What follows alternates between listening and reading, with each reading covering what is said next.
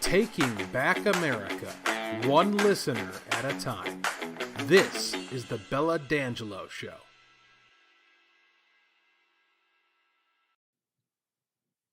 All right, we are live. Bella, how you doing? If the audio sounds funny, I'm hanging out in the swimming pool. I can't take it. It's as good a place as any to talk about what's going on. That's why the camera's off. I think it would just be a little bit too much for everybody if I turn the camera on and you get the visual of me in the bikini and the floating flamingo. No, seriously. I mean, what month is this anyways? I mean, it's bad enough that we're inflicted with all the crazies and the madness, what we're going to talk about later on. And we're going to be honored with Scott Jensen, find out what direction his campaign is going now that COVID's left the building and Fauci, the fraud, is full front and center. But I mean, Walter, what month is this? It's like 97 going to be like this for the next 8 days. Yeah, I mean, I'll take it. I'd rather have the heat than the cold, honestly. I'm not sure, other than avoiding snakes, I'm not sure why I live in Minnesota, so. I don't know why I live in Minnesota anymore, as we call it, Minnes-stupid. Where do you even want to begin? I mean, it's literally like I said to you the other night, how much crazier is it going to get and when is it going to slow down?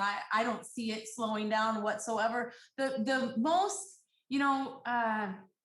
this Fauci, who I don't know why Trump didn't get rid of him, other than I know that the extreme backlash from the media, he would have been even more bad man, orange man, had he stood up to Fauci and the lunatics with the insanity with COVID. And, I was one of the first ones, I think, in my neighborhood, in my school of thought, that really found fraud throughout this entire scamdemic that they were trying to shove down our throats.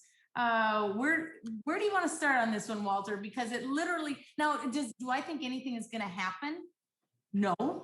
I hope that it gives a lot of empowerment to a lot of us that all along called the whistle on the insanity of COVID and this manufactured virus out of a laboratory, which when Jay joins us, Jay's opinion was that ultimately it was really to be able to direct and forever change our voting system and our voting laws. Yeah, unfortunately, Jay sent me a message, and this is the wonders of doing a live stream as opposed to pre-recording. He is not going to be able to join us. It sounds like he's got some productivity to contribute to society with the day job, and he's being called to heat-related emergencies. So, unfortunately, we're not going to get his insights. But as far as where I think this is all going to land, assuming you're referring to the Fauci emails and the disclosure that basically we've been right. Like anybody who's been remotely skeptical of the official narrative, whether it was on masks or vaccines or the um, lethality of the virus, the propagation of it, how far and fast it was going to spread. Not only were we right, but the people who were telling us the opposite of the truth knew that we were right the whole time and were lying to us on purpose for their own reasons. People should be going to jail over this. I mean, I don't think this is going to happen, but in a sane society that was based off of the rule of law, objective truth, and actual justice, Anthony Fauci would be going to jail for a very long time, possibly for the rest of his life, justly. And he would not be the only one. He would be the tip of the iceberg. You would be tracking through the pharmaceutical companies, the government agencies, the media groups, the media conglomerates, big tech.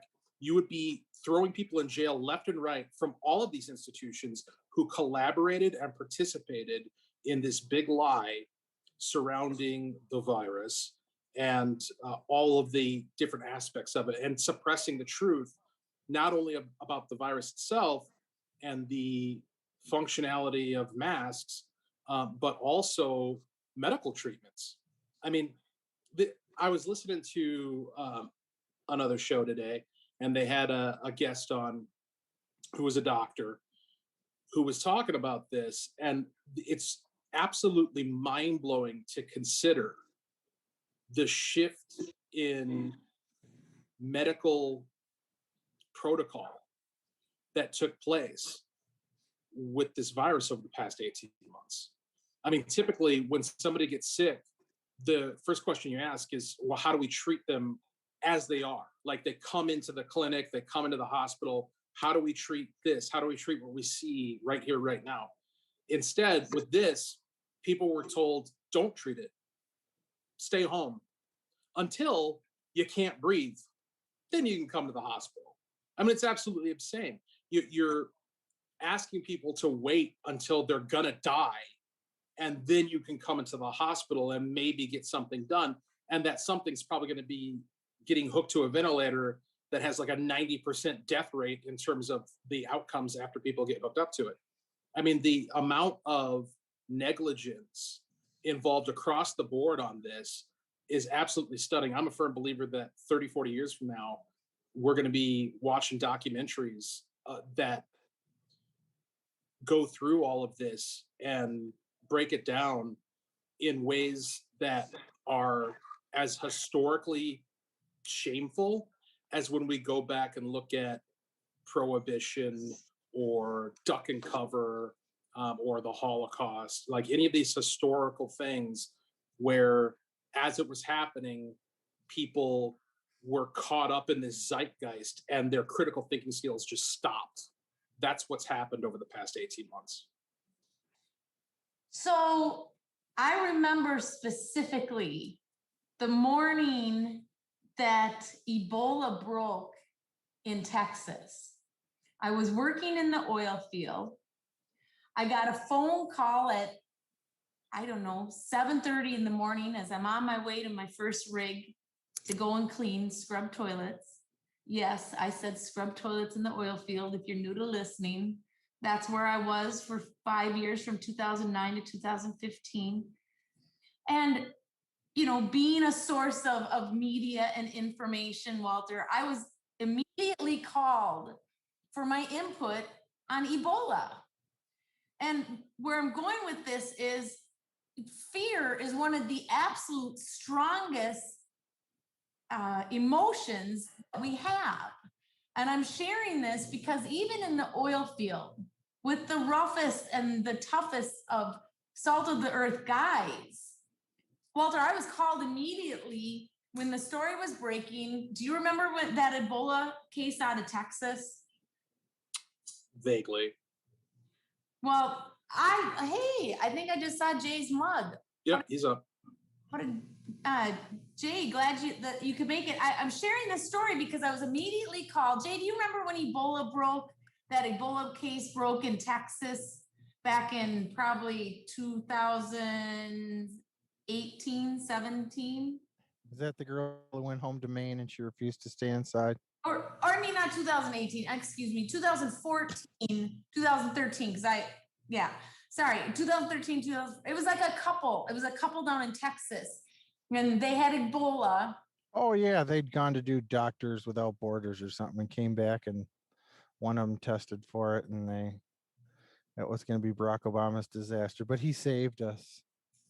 Well, it was full. So I get this phone call and it doesn't take very long. And by that evening, I'm going into the Cashwise, my grocery store. And because everybody and their brother is from Texas or the deep South working up in North Dakota, I have this moment of overwhelming fear watching all these, remember, I was the one girl in the land of millions in North Dakota, and they're all from the South. And for one fleeting moment, I have this overwhelming panic of Ebola and everybody out and about because they're all coming through the Texas airport up to North Dakota. And anyways, by the next day, I got a company man asking me if I've had a good life and am I if I'm set up well, and and wishing me that I was living in a better place than Williston, North Dakota, an apartment because I'm about to perish from Ebola. Okay, so but within, I don't know, by the end of the week or a couple of weeks, it was over with. That is like a pimple on the earth compared to what happened to this country and globally. When this thing spread, I remember I was listening to Rush Limbaugh and immediately political, when he said, do you remember where you were when H1N1 blew through? Yes, I remember because I was making my plans to go to North Dakota. Do I ever remember being panicked, fearful, or even thinking twice about it? Hell no. I don't even remember even it being a concern. There was no stupid sticker on the ground. There was no, we're in this together on the McDonald's sign, which is still on the McDonald's sign. And there were no stupid people running around double mask, triple mask, riding around in their vehicles by themselves, a year and a half after this damn thing that has been blown out. And you still, I'm riding up the elevator today being asked why I don't have a mask on. And I said, because I can't wear it and it's stupid. It doesn't do anything. Earlier today, I actually had a woman straight face look at me as I'm signing in I'm out on a sales call. They're actually asking me if I've been vaccinated. And I looked at her and I said, what do you mean vaccinated? Like, I'm really trying to mess with her. And she goes, well, the COVID vaccine. I said, oh, you mean the bogus non-FDA approved vaccine that's probably going to give you a third head, which by HIPAA, you're really not supposed to be asking me any of this. And she looked at me with like absolutely appalled. But this is where we're at now. A year and a half later, and you might call me a conspiracy theorist. I said to myself, after 2 days of listening to Rush Limbaugh, first of all, I called our friend Ron Branster right away, and I said, this is political, isn't it? I mean, you've got a globalist, elitist society swamp of an establishment, criminal government that is scared out of their mind because nothing that they had done to Donald J. Trump up until COVID, including that impeachment that was supposed to take him out, nothing was working. So now we've got the election. And in my mind, I asked myself when they were showing, do you remember all those horrible pictures that Italy isn't even supposed to be, they were supposed to perish, right? Jay and Walter, I mean, Italy's not even supposed to be on the map anymore. That's where all the millions of dead bodies started, right?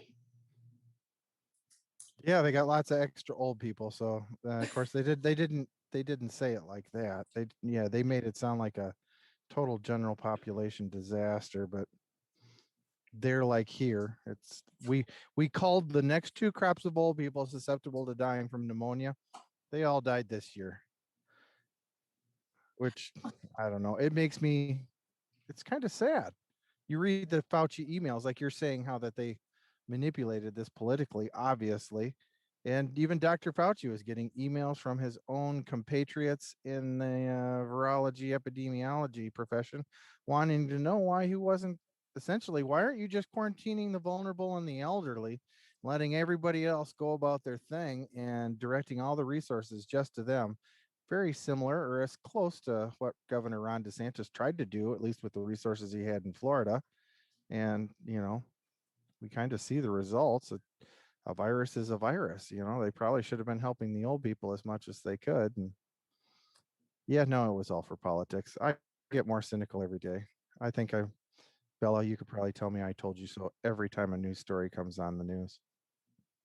Well, now that you're here, we're going to save the humor for the end of the show. We're going to have to laugh at some point because I sent you that message about the Supreme Court ruling on immigration that I heard about on will count majority, and you turned into Walter immediately on me and threw the wet blanket. I was trying to find some ray of hope, which is what I constantly try to do, and then spread it here on the show because boy, we've got to hang on. This is going to be, as you said earlier today, this is going to be a long, long time till 2024.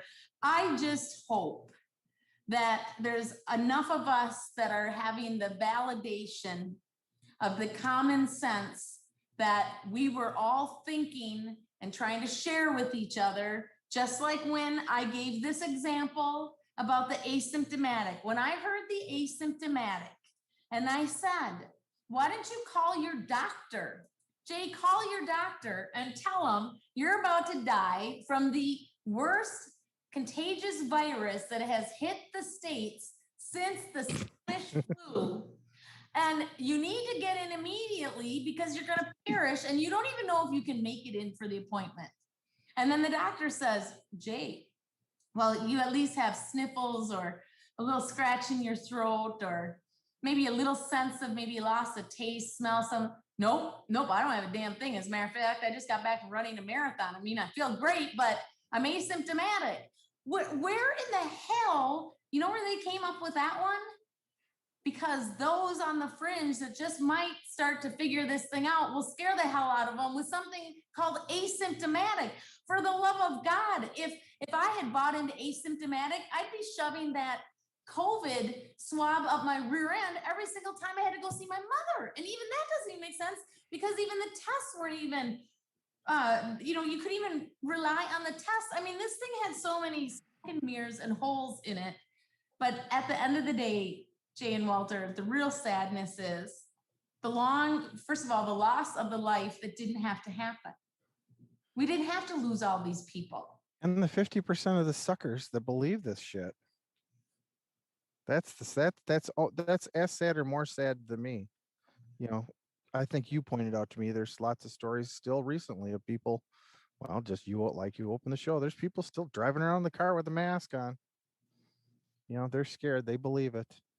I was at a retail store today, and I'd asked the lady working in the retail store. I said, "How come everybody working here is wearing a mask?" I shop here pretty frequently, and I know a lot of you are they're it's mostly elderly women working cashiers, customer service. I said, I know most of you probably all got the vaccine. She said, yes, most of us did. I don't know why they're having us wear the mask. She said, but of course you've been vaccinated, haven't you? I said, no, I hadn't been vaccinated. Matter of fact, I think I had COVID and got over it. I said, I don't know. I went through 4 bad flu episodes during this whole thing. One of them was probably COVID. I'll live. Oh, you need to go get it anyways. Now, why? The variants. There's still false information floating out there. They don't have any proof that the vaccine does anything for the variants or that regular immunity from having anyhow, it's just the stories that people will believe anything if it's put on CNN, and that's very, very sad. Well, the thing that gets me is that, look, it's okay to be wrong, right? Like when you're engaged in a sincere, good faith effort to understand a pandemic, a viral outbreak, you're gonna have hypotheses that don't pan out, right? So if you've got this idea that asymptomatic spread is a thing, or that masks work, or whatever your premise is, it's totally fine to have that premise and to put it out there. But the militancy with which they enforced the narrative that hydroxychloroquine doesn't work, masks do, asymptomatic spread is going to kill us all, the millions of people are going to die. Like, let's not forget, at the beginning, that's what they told us, right? Millions of Americans, What they say even multiple here in millions of Minnesota? Americans. 50,000? Wasn't it What's that? 50,000 Walls said? For even here in Minnesota, it's going to be Yeah. 50,000, I think, or something ridiculous. Yeah, and that never manifest. And for somebody like me, who my work life didn't change at all. I kept doing the exact same thing through the entire thing, and I'm going into environments where I'm walking around people left and right. That initial narrative was intimidating. You're thinking to yourself, it's only a matter of time before I get this, and it's going to be bad, and we're going to be losing a lot of our workforce. It never happened. We had people who were out. We had people who got sick, and they were gone for a couple of weeks, and then they came back, and they were fine. I don't know anybody in my entire workplace, of which there's multiple hundreds of people, who died from it. People who were out, they were sick, they came back, they're fine, just like the flu. So the prognostication about how horrific this was going to be, it was very obvious to somebody in a position like mine, where you're on the front lines, that the narrative was false. And that's not even the headline. The headline is that I couldn't say that. I probably still can't say that. We might get censored again, just like we were before. We were talking about this kind of stuff on YouTube. You cannot disagree with the official narrative. And that's where the big things coming out of the Fauci emails is that the shift in narrative from moment to moment, where now it's okay to say, well, this thing was probably developed in a Chinese lab in Wuhan. You couldn't say that weeks ago, but now you can. Why? Because the state is saying it, because state-approved narrative affirms it.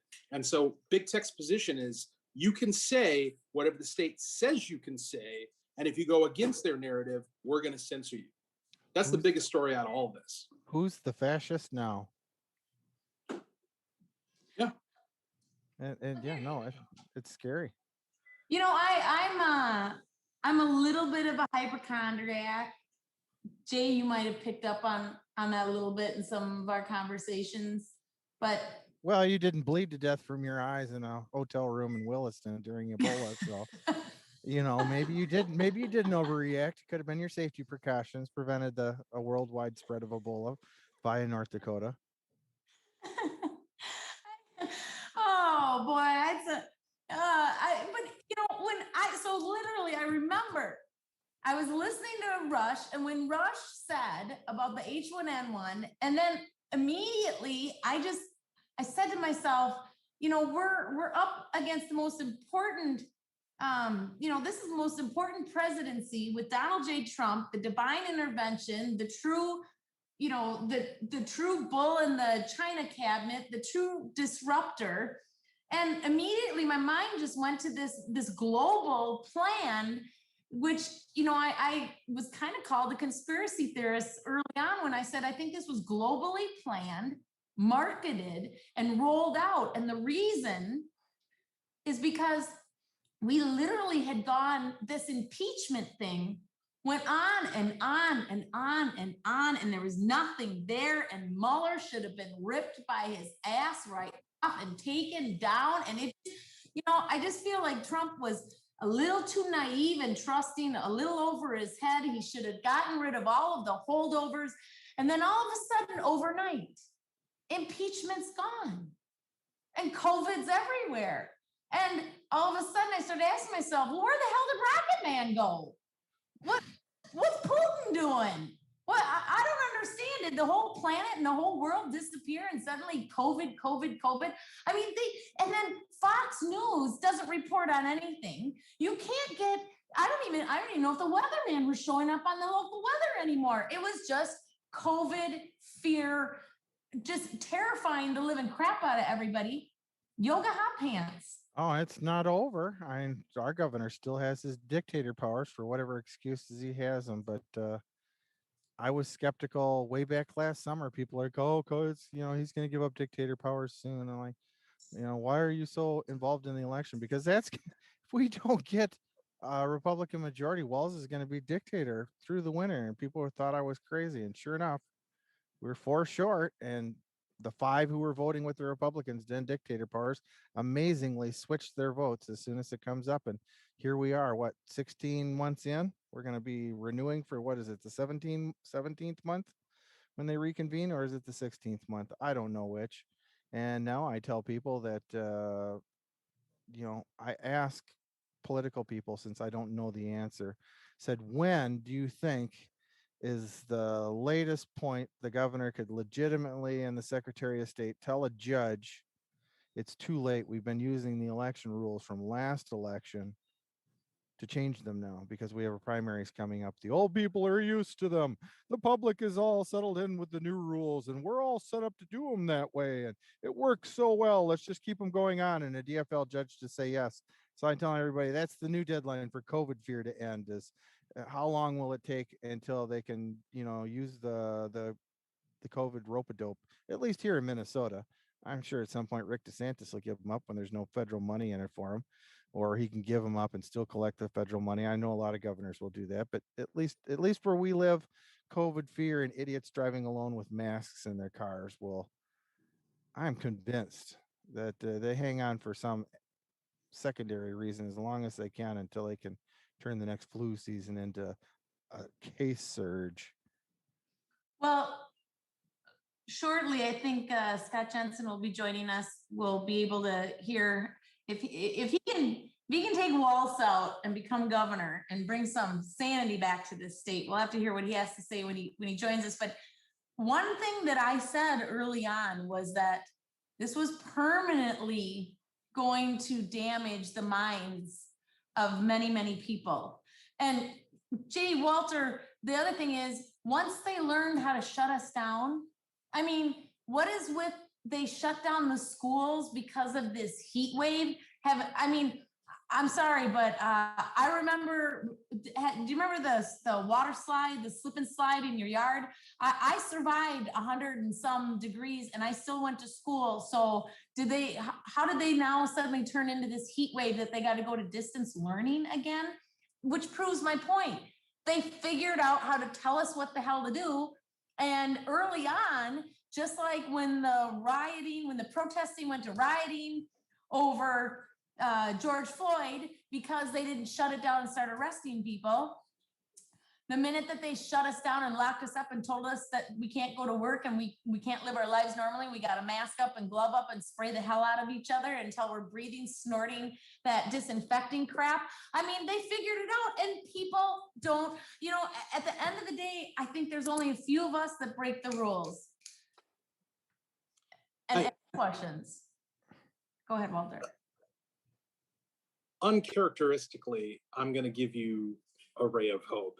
That's usually not my department, but anecdotally, I see a lot of signs that people, even if they were bought in to the narrative at some point for some amount of time over the course of the past 18 months, they're coming around. They're starting to realize. I had a conversation with some guys last night who kind of spanned the gambit from being where I'm at to being full blown, whatever you tell me to do, I'll do it, over the course of the past 18 months. And the consensus amongst this group of guys was, yeah, we've been lied to. Yeah, it was all kind of a joke. Yeah, this was really dumb. They all agreed with the premise that, yeah, in 30, 40 years, there's going to be a documentary about how this is basically the 21st century version of duck and cover. It's ridiculous. It's embarrassing. That's right. You're going to hide from a nuclear bomb under your desk, and you're going to hide from a global killing virus behind a piece of tablecloth and string around your ears. Yeah, this is the most embarrassing thing that has happened to our generation. This is an extremely embarrassing episode. in the history of the United States. And we're all going to have to live with that. Now, what I see happening is people are waking up to it, and that's not translating to the kind of overt, out in the streets, activism that we see from the likes of Black Lives Matter, but it is manifesting in this kind of quiet, simmering anger. I think The sort I believe you there. I don't believe they can do it. They will never be able to do, at least not in our coming recent future. They will not be able to replicate the depth and strength of the government's power again like that. I don't see that that'll be possible. Yeah, well, and it's going to manifest in small ways. I'll give you an example, and it might get me in trouble giving you this example. Our school district, St. Michael Albertville, is poised to put a operating levy on the ballot this November, and they need the money. Like, straight up, you look at the finances, it's no joke. They really do need the money, but that doesn't mean they should get it. And when you look at the reasons why they're in the financial situation that they are, it has a lot to do with the state funding formula, which is based on all this equity nonsense, which comes out of critical race theory. We get punished for being one of, if not the best school district in the state. And then you couple that with the fact that we just came out of 18 months of teachers telling us that they don't want to teach our kids. And also, in this same moment, pushing this equity nonsense and critical race theory stuff, and we're all going to sit around and talk about how we're complicit in racial discrimination by virtue of the fact that we, I guess, allow white people to exist or something. I don't know what their premise is, but you coming to people asking them to pay $650, $700, $800 extra dollars a year for their children to be taken and taught to hate their own skin color. That's what you're offering. Well, teachers unions did themselves a disfavor, which is why I'm totally shocked that Republicans agreed to give them a 7.5% raise when the current budget negotiations. That's really surprising to me, but yeah, Shakopee had their referendum turned down during the COVID shutdowns, and their community does not look like they're in a real big hurry for round 2 to get it passed either. You're probably right. This is probably going to live longer than they intended it to. There's already a tendency to reject these referendums, and I think that that's the type of thing you're going to start seeing. You're going to start seeing people who otherwise might be inclined to say, yeah, sure, I'll pay a few more in taxes in order to support my school district for my kids, who are going to say, you know what, I don't know if I'm willing to do this anymore because I don't want to affirm this system that has been lying to me left and right. I want some honesty, and I'm going to demand that people are responsive to the community rather than trying to shame the community into supporting stuff that they don't want to support. People who are responsive to and representative of their actual constituents, parents, taxpayers, residents. We're going to need to install that before we're willing to pony up cash in order to move forward with operation levies. Scott Jensen is with us now. He's just sitting down. Yay! Scott Jensen's in the house, returning guest, and one of my personal superheroes. Scott, thank you for joining us tonight. Bella, it's my privilege, and thank you, Walter, for being patient with me. I was sitting in the studio and I couldn't somehow get in, but I'm not a very good techie guy. Not a problem. We started out the show talking about one of the things that you really spearheaded, and what brought me to asking you on the show in the beginning. You brought a lot of hope when you debunked those COVID classified deaths. I think it was back in December or January, and talking about really just the criminal nature of this hoax that really was unleashed on this country and globally. The sadness, the loss of life, and really the criminal-like handling of, medical, government, so many people. And now with the fraudulency showing of Fauci, who is bouncing back and forth and, proving this, and blanking on the term of the research that they were doing for the contagion of it and the deadliness of it. But you were one of the ones that first broke out and got me to share a lot of news in debunking COVID. And so if you want to start there, and then we want to also go into the direction of your campaign for governor of Minnesota and what that's going to look like now that COVID's kind of leaving the building, if you will. Well, thank you, Bella. I'd be glad to jump in there. But before I even try to respond to what you'd asked about, I would like to say that the information that I sort of flushed out, the perspective that I spoke to, that contrarian narrative, were it not for people like you and Walter, Hudson, and many others, it wouldn't have gone anywhere, because clearly our typical legacy media wasn't doing it and people were getting shut down left and right. So I really think that this is an unbelievable, difficult task for people who are really interested in getting the information out there so we can have an honest discussion. I'm so tired of having people call other people conspiracy theorists because they don't agree with them. And if I could, I'd like to start there. You may not know this date, but February 19th, 2020, about 15 months ago, that's really sort of the day that science started to die in regards to this COVID thing. Things were just getting unleashed. I think we had our first COVID death on February 29th, 2020. But 10 days before that, there was a group of public health scientists that published a letter in the Lancet Journal, probably the highest regarded medical journal in England, saying that if you happen to think that there was anything to the notion that this virus could have been a lab leak, engineered in a lab and then leaked, you were a conspiracy theorist.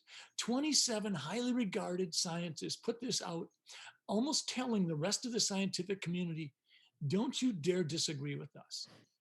Then fast forward 2 months, and I get this email from the Minnesota Department of Health, backed up by the CDC, that they're going to change the rules as to how we establish the underlying cause of death in a death certificate situation. At that time, I didn't see myself as any whistleblower or disruptor. I just thought, shoot a mile, these people don't realize what they're doing here. They better fix this, because if they don't, they're just going to muck this whole thing up. And you're going to have data that's distorted and corrupted, and it's not going to be meaningful from year to year.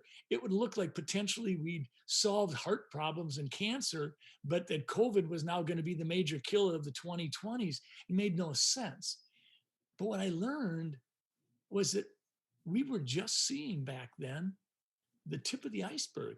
This was literally a culture that seemed to have a very strong agenda, and nobody was telling us, why are you doing this?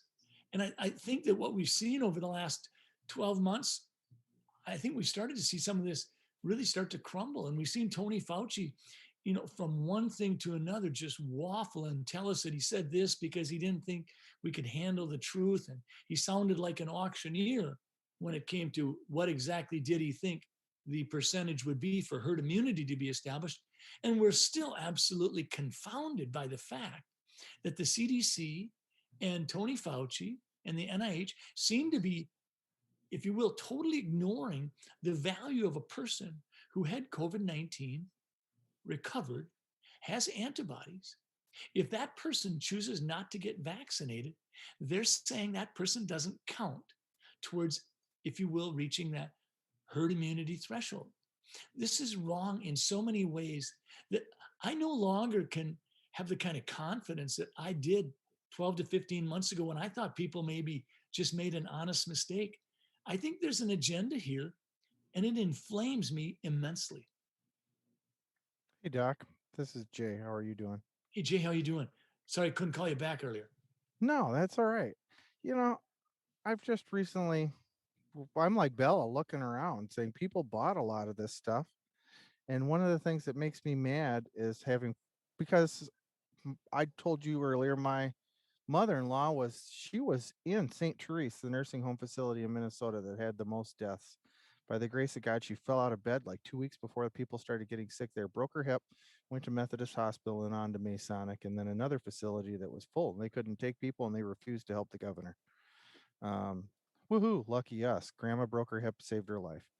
Um, but I think back to you and Cal Barr on the steps of the Capitol whenever I think about this whole fiasco and you explaining to people that no, you weren't denying that there is COVID, that COVID was here, but with your understanding as a doctor, it's the coronavirus, much like the flu and pneumonia, and we should be looking to help and save those people. But the governor didn't need emergency powers in order to help and save those people. They're already in facilities under state control. And it seems the longer time plays out, the more your statement on the steps back, over a year ago saying the governor didn't need emergency powers to address this. Everything that falls outside of what you grasped as the COVID virus problem 15 months ago, everything that falls outside of that, we're coming to find out has a political backing behind it, either nationally or locally.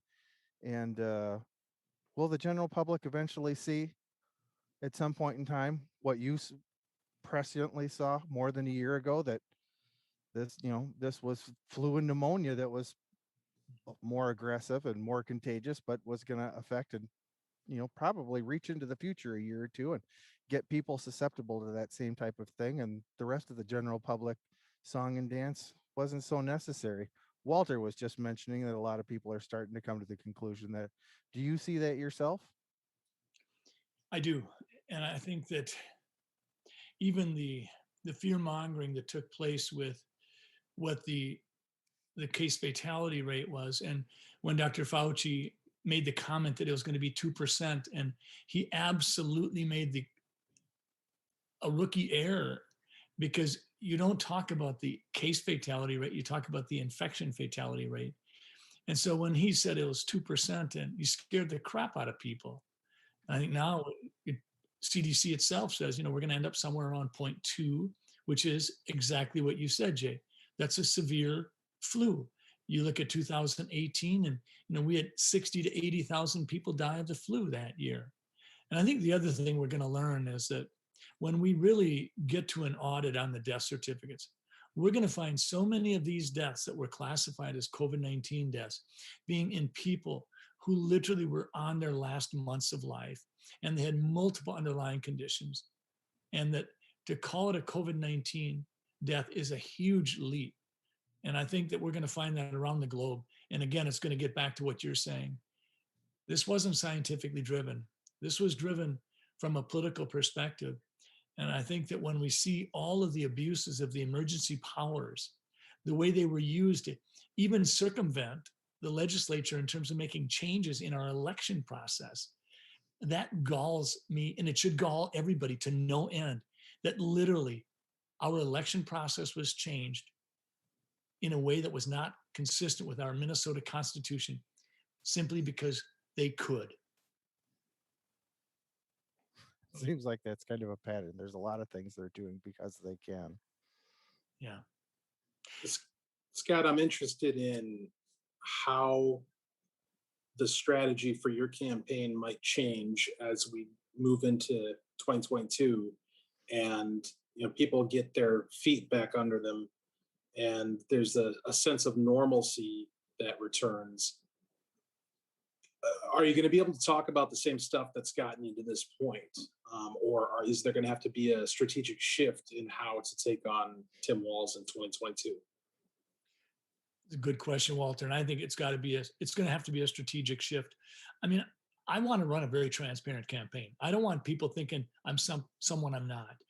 I'm just a guy who's skeptical. I've been in the family doctor trenches for 35 years and I love what I do. But people shouldn't elevate me beyond simply raising some concerns and issues up the flagpole, and people like you and Jay and Bella getting on board, and Laura Ingraham and Rush Limbaugh and all the rest. But if I'm going to be successful in running against Governor Walz in a blue state where he has a high approval rating, even though I think he's made some real major errors along the way, I think I have to demonstrate to the public that I'm more than a one-trick pony. I mean, I've got to be able to demonstrate that we can talk about public safety in a bold way. And the best way for me to do that is not to tell someone that I have the answer.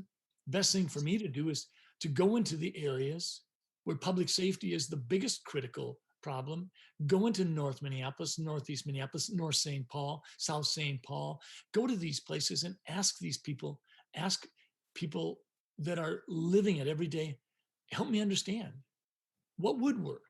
And I've been doing that, trying to meet with people like Reverend Tim Christopher and Daniel Ward and a variety of people. And what I'm hearing is that they want a strong approach to reestablishing public safety. They don't want a lawlessness to afflict their communities, such as bullets ricocheting off of building and structures are killing children. So I think that I have to go out there and really focus hard on public safety. I think the same skeptical tactics that I take in medicine and with COVID will serve me well when I ask questions about public safety. What are we doing right and what are we doing wrong in our students? I mean, if I was a parent and I found that I was trapped because of my address in sort of a dead end school district that wasn't going to get my kids the education that I wanted, what would I want? I would want, as that parent, I would want to say, how can I get out of this trap? I want my kids to get the same kind of high quality education that they might get if they lived in Edina. That's what we have to figure out. That's how we solve problems with students. We give parents, I don't care if you're talking about a couple of Caucasian parents, whether you're talking about a couple of Black parents, or you're talking about a Caucasian and a Black parent. Doesn't matter to me a bit. We all want the same thing. Let's not politicize these issues. Let's remember these are people issues. We all want the same thing, and we're not getting it. K through 12 public education feels more like indoctrination than it does the foundation of the necessary education so that kids can dream dreams. And when they're done with 12th grade, they can go pursue them. We've got to keep on that task. And the same thing when I talk to people about what does a secure election look like? What does elevating science look like? And how do we push political science out of the way? Those are the things I have to do. And I'm committed to doing it, Walter, but I want people to know I've got a steep learning curve in front of me. I've got to get a lot smarter on some of these issues. And by George, I'm going to do it. I'm personally more extreme than the average person to the right. But when I listen to you speak, it seems like there is a common denominator. When you talk about COVID and we just switched to public safety and education, it seems like Walls and the DFL here in the state of Minnesota, we've just discovered that quite a bit, at least in the tail end of COVID for sure, was 80% political, 20% science. Why? For the accumulation of power for ulterior motives outside of that specific issue. Public safety. Why are they defunding the police? That's where his mojo is. That's where his base is. That's where the unions are pushing him. Well, why do they do that? If you can label and identify and you're forever able to supervise your oppressor, you're in charge. It's a political power. It's being able to drive the narrative. Once again, government growing for government's sake, and that's to their benefit. Same with the public safety. They push the public safety. The teachers unions seem to have an outsized influence. We're finding out through national revelations with the American Federation of Teachers telling CDC whether they can even recommend masks or not for children, and ditto here in Minnesota. Sam Deal and Let Them Play found out emails the same thing. A bunch of New York political consultants talking to the health department, not a doctor in the email chain. And the one thing I find is a common denominator, Bella talks about it a lot. Where's the people in this equation? Where are the people doing anything to help anyone, make anyone, average person's life better in any of those, whether it's public safety or education or COVID? It seems like there is a pattern that maybe they're not totally separate. It's the way I think of it in my mind. It shows their intent and their objective. Their intent and their objective are political, and it's power, and it's to get their agenda done. But for somehow, it just seems like people are, I don't know, like people are an afterthought. Let me take a crack at putting a little bow on that, and then I'll toss it to Scott and we'll get his reaction. This is something that Jeremy Muntz and I have been talking about quite a bit, and it's the lack of genuine political representation. And I think that you dress it up, give it a snazzy slogan, whatever you could do with it. But I really think that ought to be the theme of the Republican challenge to the DFL in 2022, is that the status quo is such that your opinion doesn't matter what it is. You could be a hardcore advocate of BLM and critical race theory, or you could be an old Tea Partier who wants to see a return to constitutionally limited government. Either way, the folks in St. Paul couldn't care less what you think. Yeah, Don't care at all. we'll take your support, but delivering what you want is somewhere around 8th or 9th on our list of priorities. That's right. It's all controlled by the leadership, by the governor, by the legislative majorities, and the lobbyists and the people who have access, the donors. And so running on a populist message that says we're going to make some serious fundamental reforms to how government works in the state of Minnesota, and selling it in a way that is less about the particular issues that create wedges amongst different partisan groups, and talking about it more in terms of, hey, when you speak, your representative ought to listen. And when your representative speaks, the rest of government better listen. Because right now, that's not the case. Your representative does what he's told. Well, this will sound like a softball then before Dr. Jensen answers. But the reason that it culminated is when he talks about COVID, it's wrapped up in your identity as a family doctor.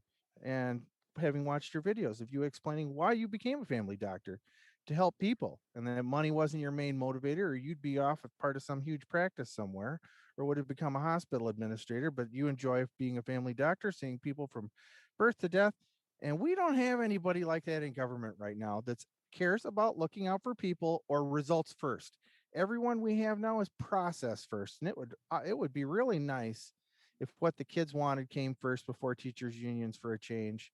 And I'll even say, I support the police too, but I don't support the police because I support the police. I support the police because if the police are doing their job, little girls on trampolines aren't going to get shot, and Uptown isn't going to get smashed. And they might not come to Golden Valley where I live next. That's why I support the police. Sure, they got a tough job, but I'm not going to knee-jerk support nobody seems to care about the people. And it is a little corny, but maybe we're ready for a family doctor. Let me jump in here real quick before because I want to add something that I've been listening to. So Donald Trump really changed the political map in a lot of different ways. I don't know what the answer is going to be in 2024, but I do know one thing. There's a common thing that I've been listening to is what got Donald J. Trump the attention of the common man? How about the man or woman that never voted?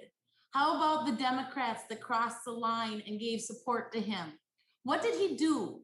He talked to us about real issues and not as a politician, but as a leader and a problem solver and delivering. And yes, talking. I mean, when you listen to him, one of the things that frustrated a lot of people was that he wasn't politically correct. Now, Scott, I'm not saying that you're not politically correct, but you're talking to us about the real problems and the real issues in ways that we can feel like we can sit at a table, whether it's a cup of coffee or a beer, and talk, and you're going to listen and you're going to deliver on that.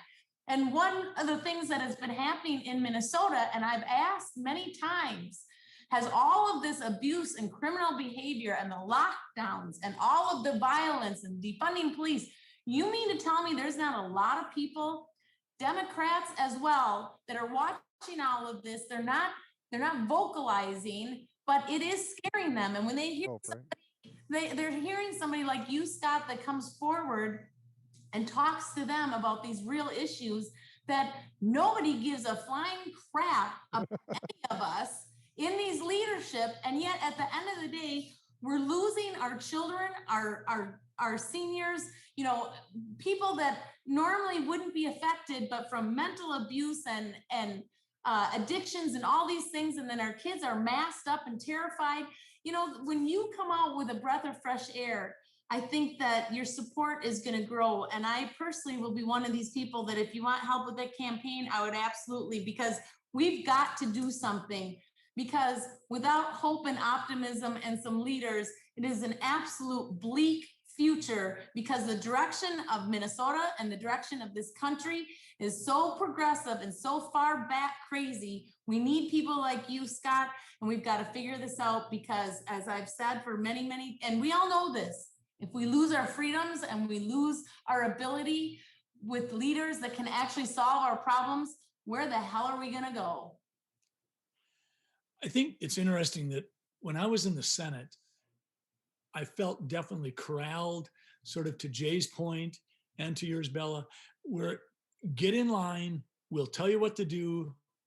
Otherwise, you can pretty much shut up and press the green or the red button when we tell you to. At the same time, I was experiencing this pretty remarkable dynamic of President Trump's taking a page from his playbook where he said, I may not be politically correct and I may irritate you with my tweets at times, but we are going to talk about NATO and paying your fair share. We're going to talk about NAFTA and making it a better deal for Americans. We're going to talk about DACA, and don't tell me it's a moral imperative, because if it was such a moral imperative, why didn't President Obama take care of it when he put it in place in 2012 when he had a Democratic House and Senate? And he said, we're going to talk about the wall. And nobody really realized that we've had linear feet constructed on that wall since the 1990s. So all he was saying is, can we just do the damn job? So those were the two bookends that I was dealing with. And what I found was in the legislature, everything is always focused on the next election. How might someone use my words against me that make my next election worse? What we should be doing is what you said, Bella. We should be sitting at a table over a coffee or glass of wine, and we should be making sure this stays a people issue. For instance, if we're going to deal with public safety, which we have to, what would be 5 things that I would say right out of the blocks we got to do? Well, first off, we got to get more cops on the street. We have to, because 2 years ago, the projection for the Minneapolis police force was that they needed about 1,300 policemen and policewomen. They had 900. So they wanted to go from 900 to 1,300 over a few years. Where are we at now? We're less than 600. We're arguably at less than 50% of where we should be. We cannot get lawlessness removed and these sideshow takeovers eliminated and these autonomy zones obliterated unless we fully staff our police. Second thing we need to do is we need to realize that virtually every industry has ongoing reform. We don't need to genuflect in front of a legislature looking for, tell us how to reform and make ourselves better. Look at healthcare. Look at my profession. Medicare has a whole department consisting of thousands of people called the audit department. And it's not because the patients are cheating Medicare. It's because they're worried about the doctors and the hospitals. Medicine has to reform itself because the dollar is driving our industry, our profession. The same thing with police. Police are reforming all along. They're trying to get better. They've got a hard job. Every time they do a shift, their life's on the line. How can we do such a strong dichotomy as saying we're going to respect our soldiers who protect our borders from external influences when the police are who we look for to protect from influences interior to our border? Both are doing hard work. Both are committed to ongoing reform. We have to support them. Yes, they're bad apples in every profession, but let's not do what we've done over the last 13 years. The next thing I do is incarceration. If you've got a felon committing a gun crime, they should spend 5 years in incarceration. They should not take a 2-month break from their job on the streets or whatever they're doing. Put them in jail. This is what I'm hearing from minorities. The next thing I do, I would talk to the minorities, because the minorities are being hurt more than Edina, Minnetonka, Chaska, Sleepy, where I grew up. The minorities are being crushed under an inability to dream dreams and know that their kids can play on a trampoline or eat a Happy Meal without having a bullet come their way. Talk to the minorities and let them help drive the conversations. And lastly, we have to acknowledge the fact that this is every Minnesotan's problem. Governor Walz was not telling us the truth when he said he was committed to one Minnesota. It's not about one Minnesota, but it should be. But in recognizing what one Minnesota looks like, it's a diverse group of people. It's greater Minnesota, it's urban areas, it's riots and demonstrations bleeding into the suburbs and into the second ring suburbs. Safety issues for Sleepy Eye, Minnesota might not be, if you will, autonomous zones. Safety in Sleepy Eye might be having a robust broadband system so that kids can learn, so that ambulance response times can be cut down, so that there's a place for people who overdosed on a drug or an opiate have a place to get care. I mean, we've got to look at this. How's it affecting people?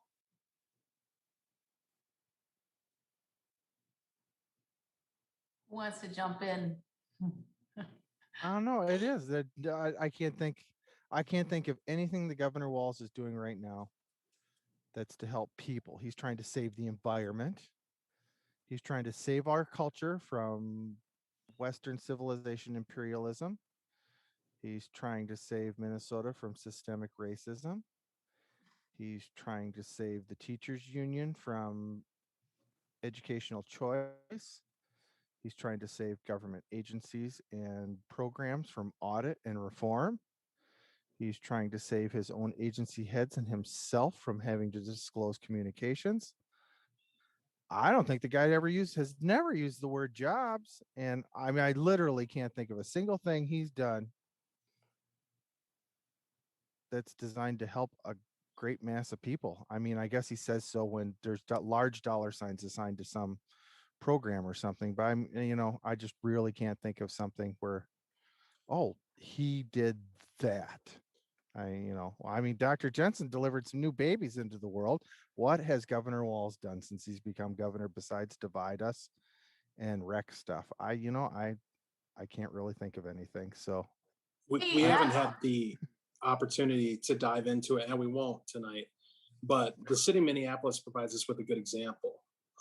They put forward this open letter that they're asking their employees to sign, and after June 11th, they're going to publish the names of those who did sign, and of course, through exclusion, dox all the people who didn't. And what the letter says is basically an affirmation of critical race theory.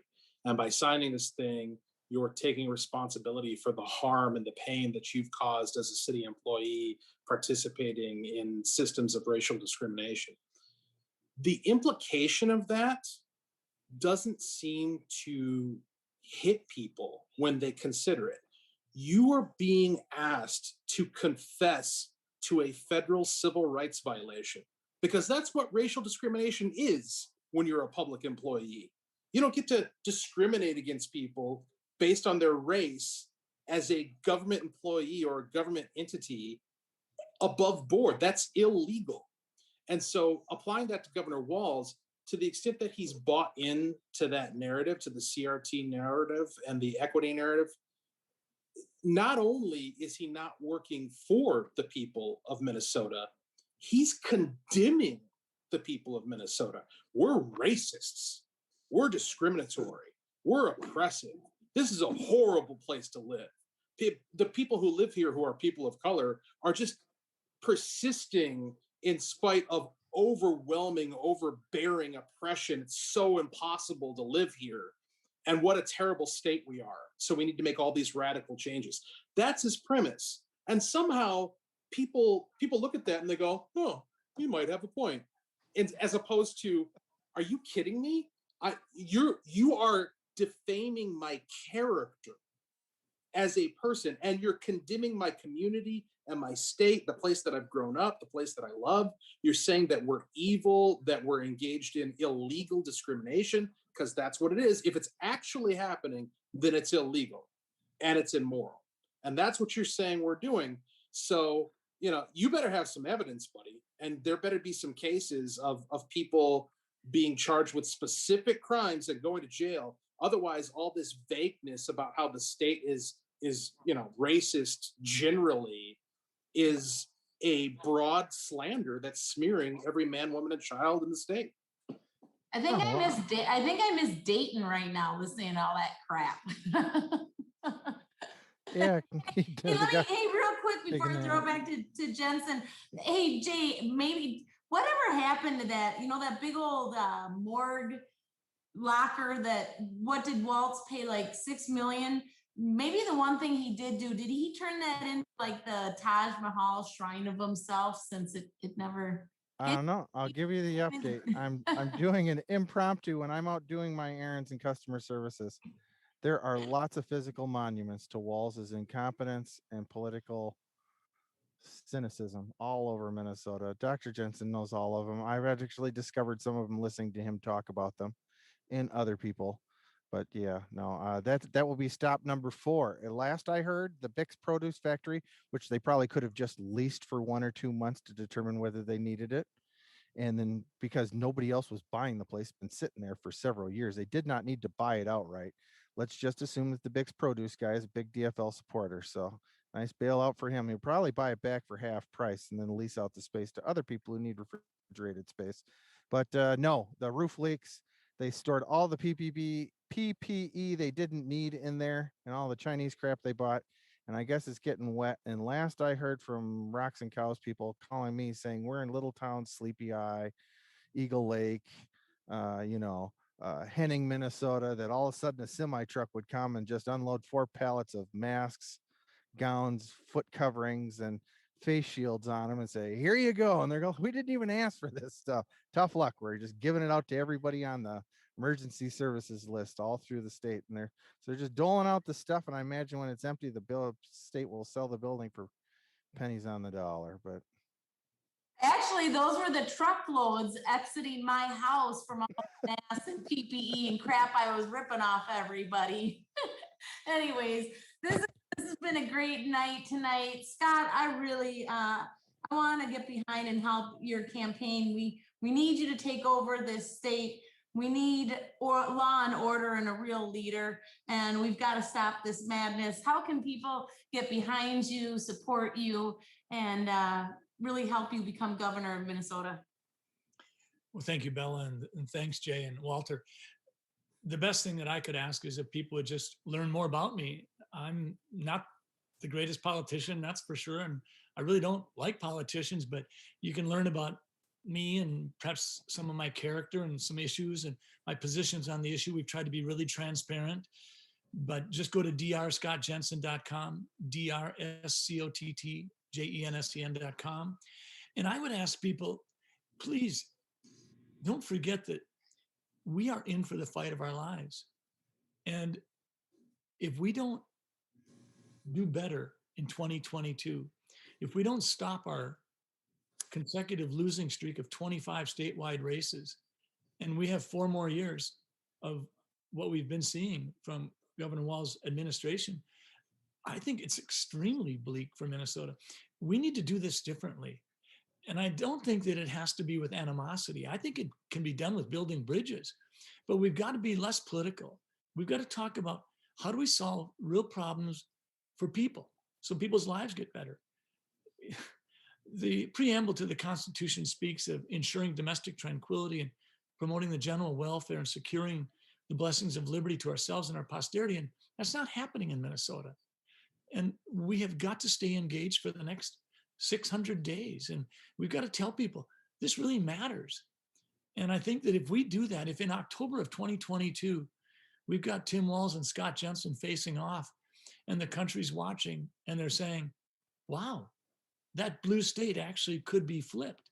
I think that sends a ripple effect to all kinds of states, Kansas, Michigan, Wisconsin, Maine, telling people, hey, let's get out there and do this. And let's revive the American spirit. You said that very well, Walter. We're not perfect in America, but damn it, we are the beacon of freedom for the whole world. And this idea of denigrating ourselves and demanding that we walk around with a frown on our face wearing sackcloth gets us nowhere and gets nobody's dreams elevated. And if America has been anything, It's been the place of dreams. Ronald Reagan said that was one of the shining moments in his speeches was when he said, be all that you can be. As a city, be all that you can be the bright, shining city on a hill. We're not doing that for our 6-year-old kids when they don't think that they can succeed or dream and that they have to worry about what kind of objects might be flying through the window. We're so much better than that. So I would ask people, stay tuned. Walter Hudson, Jay Dugan, Bella D'Angelo, we're going to have conversations for the next 18 months, and we need to do it. Thank you. Thank you. And I hope you come on a regular basis because I want to get your message out and I want to get as much support as possible because, again, we need a leader like you and we got to take back Minnesota. So God bless you and keep in touch. And thanks for coming on tonight. Thank you. Thank you. Before we close things out, I just want to say we're doing this as a live stream for the first time since we stopped broadcasting live on Blog Talk. And you can find us on YouTube and Facebook. We're going to be changing the channels where you find us. I created a YouTube channel especially for the Bella D'Angelo Show. It's not up and running yet. That's why it's not streaming to that yet. And I think we're probably going to do something similar on Facebook. But just keep listening. Wherever you're listening now, keep listening there. And we'll let you know where we're moving to in terms of new ways to engage with the show and engage with it live Tuesdays at 7 p.m. We're growing up. Jay, closing thought, and then I'm going to take it. Oh, that is the bright light of hope here in Minnesota. I hope more people wake up and see the message that not only were we fooled, that they need to take it back themselves, get involved themselves, learn about people like Dr. Jensen, get involved personally, and take some ownership in it so that we get results for people, not just, arguing politics. Something getting done for a change would be nice. Amen. We got to fight, baby, fight, as I always say. And I also say, sometimes it has to get the darkest before the light comes out. And I always close with the little yoga hot pants story. So guys, I got her moved over to her new facility. I went on my gut that she just basically, we haven't walked in their shoes. We don't know what it was like being basically incarcerated and scared out of your ever living mind, fixated on the media, being that she's in the age group that was mostly impacted. I got the phone calls some days when she told me not even open my window or open my door. And so I made the leap of faith because I believe in my mom and I prayed and she moved over and she's been gradually getting out and mixing and meeting with people. One of the greatest things that I heard from her last night, she wants to be my sales assistant again. And you see, guys, she's 83 and young at heart. And over 3 years ago, she used to ride around with me on my sales calls out in my territory. And we played sales assistant. And I taught her how to answer my iPhone. And don't be surprised if you call and it's little yoga hot pants that you're listening to. But the exciting thing was, she told me she wants to get out and walk, which has been a battle. Anyone that knows the two of us, she will literally some days bite and scratch at me when I even suggest to use that walker and get around. But to my surprise, she not only wants to get out and use her walker, but she wants to do it because she wants to get better and healthy and be my sales assistant again.